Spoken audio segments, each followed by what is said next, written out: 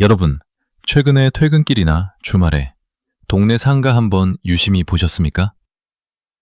혹시 이런 느낌 받은 적 없으세요? 불과 몇 달 전까지만 해도 화려한 조명 아래 사람들로 북적이던 가게 자리에 어느 날 갑자기 차가운 정적만 감도는 풍경 말입니다. 유리창에는 덕지덕지 붙은 임대문의 전단지가 바람에 힘없이 펄럭이고 그 안을 들여다보면 뜯겨나간 전선과 부서진 인테리어 잔해들이 흉물스럽게 널브러져 있죠. 어제까지만 해도 누군가의 희망이었을 그 공간이 오늘은 아무도 찾지 않는 유령 도시의 한 조각처럼 변해버린 모습. 거기 참 장사 잘 됐는데 왜 저렇게 됐을까 싶은 낯선 기분. 아마 한두 번쯤은 느껴보셨을 겁니다. 저도 이제 나이가 70을 바라보는 68입니다. 제가 젊었을 때만 해도 상가에 목 좋은 곳 하나 잡아서 가게 차리면 평생 먹고 살 걱정은 안 한다는 말이 통했습니다. 열심히만 하면 자식들 공부시키고 노후까지 준비할 수 있었던 시절이었죠.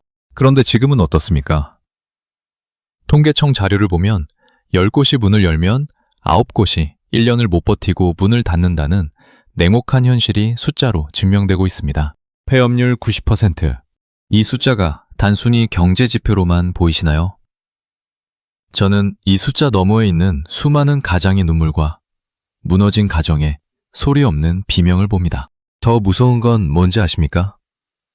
망해 나가는 분들의 대부분이 평생을 바쳐 모은 소중한 퇴직금과 노후 자금을 그 짧은 시간 안에 모두 쏟아부었다는 사실입니다. 그분들에게 폐업은 단순한 사업 실패가 아니라 삶의 기반 자체가 뿌리째 뽑히는 재앙과도 같습니다. 안녕하십니까? 저는 금융권과 부동산 분석업계에서 40년 가까이 일하다가 지난해 정년퇴직을 했고 지금은 작은 경제연구소를 운영하면서 소상공인들의 투자 상담과 상권 분석 컨설팅을 해드리고 있는 박 소장입니다. 1997년 IMF 당시 저는 시중은행 대출심사팀의 한복판에 있었습니다. 그때 제가 본 건 차가운 대출 서류의 숫자가 아니라 자식 같은 가게를 지키기 위해 무릎을 꿇고 울먹이던 아버지들의 젖은 눈동자였습니다. 35년이 넘는 세월 동안 수만 건의 대출 서류를 검토하며 누가 살아남고 누가 무너지는지를 현장에서 생생하게 목격했습니다. 요즘 제 상담실을 찾아오는 은퇴자분들을 보면 그때 그 시절의 절박함이 고스란히 느껴져 밤잠을 설치기도 합니다. 이 이야기가 여러분의 소중한 자산을 지키고 인생 이막의 낭떠러지에서 여러분을 붙들어주는 생명줄이 된다면 구독과 좋아요로 이 진심을 함께 나누어 주십시오. 그리고 지금 혹시 창업을 고민하며 밤마다 계산기를 두드리고 계시거나 이미 장사를 시작했는데 생각만큼 수익이 나지 않아 매일 아침 가게 문을 여는 게 공포인 분이 계십니까? 여러분의 답답한 마음을 댓글로 남겨주시면 제가 직접 하나하나 읽어보고 제 경험을 담아 진솔하게 조언해드리겠습니다. 자, 지금부터 대한민국에서 절대 하면 안 되는 사업의 실체와 폐업률 90%의 공포 속에서 소중한 내 자산을 지키는 생존 원칙에 대해 말씀드리겠습니다. 첫 번째로 제가 가장 경고하고 싶은 건 유행만을 쫓아 우후죽순 생겨나는 미투 업종의 위험성입니다. 쉽게 설명해 드리겠습니다. 옆 동네에서 탕후루가 잘 된다니까 너도 나도 탕후루 가게를 차리고 요거트 아이스크림이 유행이라니 골목마다 비슷한 간판이 걸리는 현상입니다. 경제학에서는 이를 레드오션이라고 정장케 부르지만 저는 현장에서 이를 불나방 효과라고 부릅니다. 저 멀리서 뜨겁게 타오르는 불길이 화려하고 따뜻해 보여서 앞뒤 가리지 않고 달려들지만 결국 그 불길에 날개 같아서 추락하고 마는 비극이죠. 제가 금융권 현장에 있을 때인 2000년대 초반 대만 카스텔라 열풍이 불었던 적이 있습니다. 당시 제 동료 중 한 명도 명예퇴직금을 전부 쏟아부어 번화가에 아주 큰 매장을 냈습니다. 개업 첫 달에는 줄이 끊이지 않는다며 하루 매출이 수백만 원이라 제게 비싼 술을 사며 큰 소리를 치기도 했죠. 하지만 석 달이 지나자 그 동네 반경 500m 안에 비슷한 가게가 10개가 넘게 생겼습니다. 수요는 한정되어 있는데 공급만 넘쳐나니 결국 제 동료의 가게 매출은 곤두박질 쳤습니다. 그리고 반년 뒤 먹거리 방송 하나에 수요가 급감하며 제 동료는 1억 5천만 원의 빚만 남긴 채 야반도주하듯 문을 닫았습니다. 여러분, 유행은 파도와 같습니다. 파도가 높을 때 들어가는 건 누구나 할 수 있지만 물이 빠질 때 가장 먼저 갯벌에 걸려 고립되는 건 매일 가장 늦게 들어온 초보 창업자들입니다. 두 번째는 인건비가 수익의 절반 이상을 잡아먹는 노동 집약형 사업입니다. 요즘 최저임금이 얼마나 올랐는지 피부로 느끼고 계실 겁니다. 이제 시급 10,000원 시대가 현실이 되었습니다. 제가 근무하던 시절만 해도 식당 운영의 핵심은 주방장의 손맛이었지만 지금은 운영의 효율성입니다. 지난주 제 상담실에 58세 김 사장님이 찾아오셨습니다. 30년간 대기업에서 성실하게 일하다 퇴직하고 프리미엄 한정식집을 차린 분이었죠. 김 사장님은 손님들에게 최고의 대접을 하겠다며 주방 인력을 4명이나 뒀습니다. 매출은 매달 5천만 원 가까이 나왔지만 김 사장님 손에 실제로 쥐어지는 돈은 한 달에 200만 원도 채 되지 않았습니다. 인건비로 2천만 원이 고스란히 빠져나가고 임대료와 원재료비, 세금까지 빼고 나면 남는 게 없었던 거죠. 김 사장님은 하루 14시간씩 쉬지 않고 일했지만 몸은 망가지고 빚만 들어갔습니다. 결국 1년 만에 폐업을 결정하며 제 앞에서 아이처럼 엉엉 우셨습니다. 여러분, 내 몸으로 때우면 되겠지라는 생각은 가장 위험한 도박입니다. 내가 현장에 없으면 1분도 돌아가지 않는 사업. 인건비 비중이 40%를 넘어서는 구조의 사업은 지금 같은 고금리, 고물가 시대에 서서히 숨을 조이는 독약과 같습니다. 세 번째로 피해야 할 것은 진입장벽이 너무나도 낮은 사업들입니다. 특별한 기술이나 노하우 없이 오직 돈만 있으면 누구나 시작할 수 있는 일들 말입니다. 대표적인 게 치킨집과 편의점, 그리고 소형 카페입니다. 제가 은퇴 후에 소액 투자를 하며 전국의 상권을 분석하다 보면 정말 가슴 아픈 광경을 자주 봅니다. 한 건물 건너 하나씩 치킨집이 있고 편의점 3곳이 서로 마주보며 제살각 암먹기 경쟁을 하고 있습니다. 이건 공정한 경쟁이 아니라 혈투이자 전쟁입니다. 전쟁터에서는 총알이 많은 쪽이 결국 승리하는데 대기업 프랜차이즈와 경쟁하는 개인 창업자는 총알이 턱없이 부족합니다. 제가 상담했던 이태현 씨라는 청년이 있었습니다. 32의 젊은 나이에 커피를 좋아한다는 순수한 마음 하나로 작은 개인 카페를 차렸죠. 하지만 개업 2주 뒤에 바로 옆 건물에 아메리카노 한 잔에 1,500원을 파는 초저가 대형 커피 브랜드가 들어왔습니다. 이태현 씨는 원두 품질을 높이며 버텨보려 했지만 가격 경쟁력에서 이길 재간이 없었습니다. 결국 1년 만에 보증금 3천만 원을 모두 날리고 지금은 야간 택배 아르바이트를 하며 빚을 갚고 있습니다. 독보적인 기술이 없으면 기술을 완벽히 배우기 전까지는 절대로 소중한 자본금을 쓰지 마십시오. 네 번째는 임대료라는 거대한 괴물이 지배하는 이른바 랜드마크 상권입니다. 강남역이나 홍대, 명동 같은 곳 말입니다. 겉으로 보기엔 화려한 불빛과 인파로 넘쳐나죠. 그곳에 가게만 내면 금방이라도 큰 돈을 벌 것 같은 착각에 빠지기 쉽습니다. 하지만 실상은 참혹합니다. 제가 시중은행에서 부동산 심사 업무를 할 때 분석한 데이터에 따르면 이런 핵심 상권의 임대료는 전체 매출의 30%에서 50%까지 치솟아 있습니다. 결국 가게 사장님들은 건물주를 위해 매달 피땀 흘려 일하는 소장농과 다름없는 처지가 됩니다. 최근 제 지인이 가로수길에 야심차게 레스토랑을 열었습니다. 월세만 2천만 원이었습니다. 매일 100만 원 이상의 순매출을 올려야 겨우 월세를 냅니다.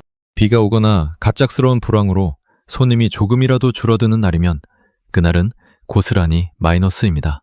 결국 단 3개월을 버티지 못하고 권리금은커녕 원상복구 비용까지 물어내며 쫓겨나다시피 가게를 나왔습니다. 여러분, 장소의 화려함보다 중요한 건 내 주머니로 실제로 들어오는 순이익의 크기입니다. 남들에게 보여주기 좋은 번듯한 자리가 내 노후를 절대 책임져 주지 않습니다. 마지막 5번째는 원재료 가격 변동에 아무런 방어 체계가 없는 박리디담의 사업입니다. 요즘 국제정세가 얼마나 불안정합니까? 전쟁이나 기후변화로 밀가루값, 설탕값, 기름값 안 오른 게 하나도 없습니다. 1,000원짜리 김밥, 2,000원짜리 떡볶이를 팔아서 하나당 100원, 200원 남기는 사업은 지금 같은 변동성의 시대에 가장 먼저 무너지는 모래성입니다. 제가 상담했던 박정숙 씨는 전통시장 입구에서 정말 맛있고 저렴한 국수집을 오랫동안 운영하셨습니다. 손님은 항상 줄을 섰지만 국제 밀가루 가격이 2배로 뛰고 전기세와 가스비가 폭등하자 팔면 팔수록 손해를 보는 구조가 되어버렸습니다. 가격을 500원이라도 올리자니 단골들이 발길을 끊을까봐 무섭고 안 올리자니 매달 수백만 원씩 적자가 쌓였습니다. 결국 박정숙 씨는 30년간 지켜온 가게를 2천만 원의 빚만 지고 폐업했습니다. 여러분, 가격 결정권을 내가 주지 못하는 사업은 시작도 하지 마십시오. 외부 상황에 따라 내 수익이 널뛰게 한다면 그건 안정적인 사업이 아니라 홀짝을 맞추는 도박과 같습니다. 자, 지금까지 제가 현장에서 보고 겪은 5가지 위험 징후를 말씀드렸는데 어떠십니까? 혹시 내가 머릿속으로 그리고 있던 사업 아이템이 이 중 하나에 해당하지는 않나요? 만약 조금이라도 겹치는 부분이 있다면 지금 당장 그 계획을 멈추고 제 목소리에 귀를 기울여 주십시오. 이제부터는 폐업률 90%의 지옥 같은 상황에서도 기어코 살아남아 내 자산을 지키는 3가지 강력한 대응 전략을 말씀드리겠습니다. 첫 번째 전략으로 제가 강조하고 싶은 건 무조건 3개월 법칙을 실천하라는 겁니다. 내가 하고 싶은 업종이 생겼다면 내 전 재산을 걸기 전에 딱 3개월만 그 업종의 경쟁 업체나 비슷한 가게에 가서 아르바이트생으로 일해보십시오. 제가 상담했던 최태준 씨는 55세에 프랜차이즈 고깃집을 차리려다 제 조언을 듣고 석 달간 다른 고깃집에서 불판을 닦고 서빙을 했습니다. 그리고 석 달 뒤 제게 전화를 하더군요. 소장님, 저 고깃집 절대 안 하기로 했습니다. 이건 사람이 할 짓이 아니네요. 라고 말이죠. 내 소중한 퇴직금 수억 원을 지키는 가장 저렴하고 확실한 보험은 내 몸으로 직접 그 현장의 바닥을 겪어보는 겁니다. 겉으로 보이는 화려함에 속지 마십시오. 두 번째 전략은 철저한 현금 실탄 확보입니다. 만약 여러분의 창업 자금이 총 3억 원이라면 실제 가게를 차리는 데는 2억 원만 쓰십시오. 나머지 1억 원은 은행 통장에 묶어두고 절대로 어떤 일이 있어도 건드리지 마십시오. 창업 후 최소 6개월에서 1년은 적자가 날 수 있다고 아주 보수적으로 가정해야 합니다. 그 기간을 버틸 예비비가 없으면 결국 고금리 대출에 손을 대게 되고 이자가 이자를 낳는 늪에 빠지는 순간 폐업의 길은 이미 정해진 겁니다. 제가 1997년 IMF 때 살아남은 수많은 기업과 개인들을 봤습니다. 그들은 뛰어난 지략가가 아니라 가장 추운 겨울에 현금을 쥐고 끝까지 버텨낸 사람들이었습니다. 빚은 가장 무서운 적입니다. 내 가용 자본 안에서만 시작하십시오. 세 번째는 오프라인의 한계를 넘어서는 하이브리드 디지털 전략입니다. 이제는 단순히 가게 문 열어놓고 목 좋은 곳에 앉아 손님 오기만을 기다리는 천수답 경영의 시대는 끝났습니다. 제가 최근 컨설팅해드린 이영수 씨는 주택가 골목에서 작은 반찬 가게를 운영하시는데 매장 방문 손님 매출보다 인스타그램과 지역 당근마켓을 통한 예약 배송 매출이 3배나 더 높습니다. 매장 크기를 줄여 임대료 부담을 최소화하고 온라인 판로를 개척한 덕분이죠. 디지털로 전환하지 못하고 스마트폰 속 고객의 취향을 읽지 못하는 자영업은 결국 도태됩니다. 매 가게의 가치를 온라인이라는 광장에 어떻게 알릴지 공부하고 또 공부하십시오. 다시 한번 여러분께 강조합니다. 폐업률 90%라는 숫자는 여러분을 공포에 떨게 하려는 협박이 아닙니다. 준비되지 않은 채 전쟁터에 나가는 자들에게 내리는 경제의 냉혹한 경고입니다. 1997년 IMF 당시 모든 것이 무너질 때도 기어코 살아남아 나중에 더 큰 부를 일군 사람들이 있었습니다. 그들과 무너진 사람들의 차이는 지능의 차이가 아니었습니다. 설마 나한테 그런 불행이 생기겠어? 라고 방심했느냐? 아니면 최악의 위기는 언제든 올 수 있다고 믿으며 철저히 대비했느냐의 차이였습니다. 위기는 준비된 자에게는 인생 역전의 거대한 기회가 되지만 눈을 감고 있는 자에게는 모든 것을 앗아가는 파멸의 파도가 됩니다. 오늘 영상이 끝나면 당장 여러분의 통장 잔고와 현재의 대출금리, 그리고 생활비를 다시 한번 꼼꼼히 확인하십시오. 그리고 내가 하고자 하는 사업이 정말 세상에 필요한 가치를 주는지 아니면 그저 남들 다 하니까 따라하는 것인지 냉정하게 자문해 보십시오. 퇴직하고 할 게 없어서 하는 창업은 여러분의 소중한 여생을 담보로 잡히는 위험한 행위입니다. 오늘 제 이야기가 여러분의 마음을 조금 무겁게 했을지도 모르겠습니다. 하지만 달콤한 거짓말보다 쓰디쓴 진실이 여러분의 인생을 살리는 약이 될 거라 믿습니다. 여러분의 소중한 자산은 여러분 자신만의 것이 아닙니다. 여러분을 믿고 의지하는 가족의 미래이자 희망입니다. 그 희망을 도박에 걸지 마십시오. 내일 아침부터 작은 행동 하나만 당장 바꿔보십시오. 내가 창업하고자 하는 동네 상권에 가서 아침부터 밤늦게까지 사람들의 표정과 발걸음을 유심히 관찰하십시오. 직접 가게에 들어가 물어보고 경쟁 업체의 음식을 먹어보고 예상 매출을 보수적으로 계산해 보십시오. 그 작은 발품과 꼼꼼한 확인이 위기의 순간에 여러분과 여러분의 가족을 구하는 가장 강력한 무기가 될 것입니다. 저는 앞으로도 이 작은 연구소에서 여러분의 경제적 자유와 안전한 노후를 위해 제가 가진 40년의 경험과 통찰을 아낌없이 나누겠습니다. 여러분의 도전이 실패가 아닌 성공의 기록이 되기를 진심으로 응원합니다. 지금까지 박 소장이었습니다. 긴 시간 경청해 주셔서 진심으로 감사합니다.